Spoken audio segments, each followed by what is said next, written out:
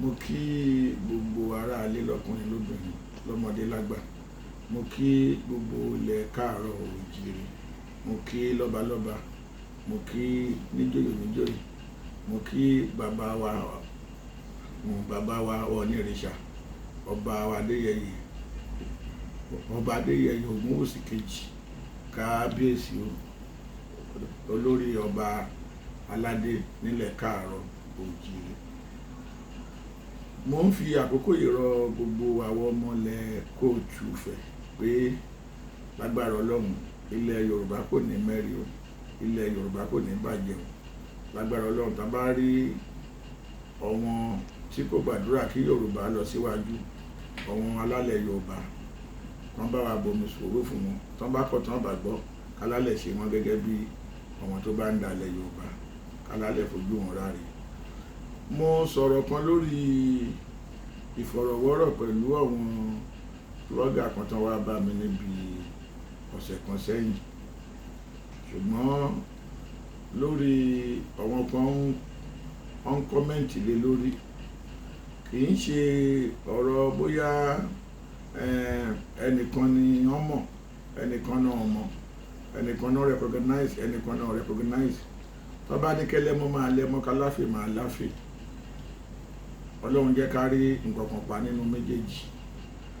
Gbogbo ẹni tó bá ti joyè nílẹ̀ Yorùbá, pàápàá látorí baálé títí dórí baálẹ̀, títí dórí kábíyèsí ọba, títí wá dé olórí àwọn ìjòyè, ìtẹ̀síwájú ìlú, ìtẹ̀síwájú agbègbè, ìtẹ̀síwájú ìjọba, òun ló yẹ kó jẹ wọ́n lógún.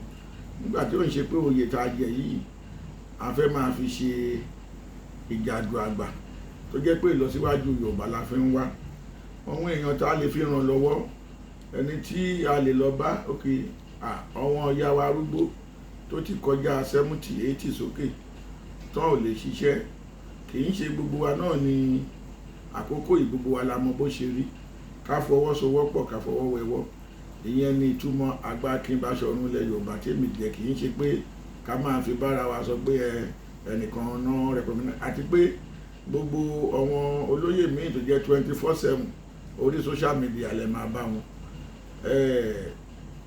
Ní 24 hours a day, mo fẹ́ lé nìkan lọ́hun tún fi kún torí mo níṣẹ́ tí mo ń ṣe. Iṣẹ́ tí mo ń ṣe kò dẹ̀ gbà mí lákòókò láti máa sọ pé 24 hours kí máa wà lórí mídíà. So Ọlọ́run Lédùmarè á fún gbogbo wa ṣe o. Gbogbo ilẹ̀ Yorùbá á ní lọ síwájú o.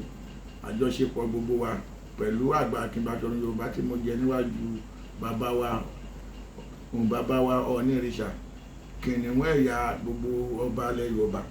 Lágbára Ọlọ́run kò ní dójú ti ọmọ Yorùbá, kò ní dójú ti àwọn Afẹ́nifẹ́re wa náà. Àjọṣe gbogbo wa kò ní bàjẹ́ o. So lágbára Ọlọ́run àjọṣe gbogbo wa, ìtẹ̀síwájú ilẹ̀ ọmọ Yorùbá kò ní bàjẹ́ o. Ìlọsíwájú Yorùbá ló jẹ mí lógún. Ọ̀rọ̀ mi kò jù báyìí lọ. Orúkọ mi ni Olóyè Waheed Múráyínà tí mo jẹ́ Àgbà Akin Báṣọ̀run ilẹ̀ Yorùbá lápapọ̀. Ẹ ṣé púpọ̀.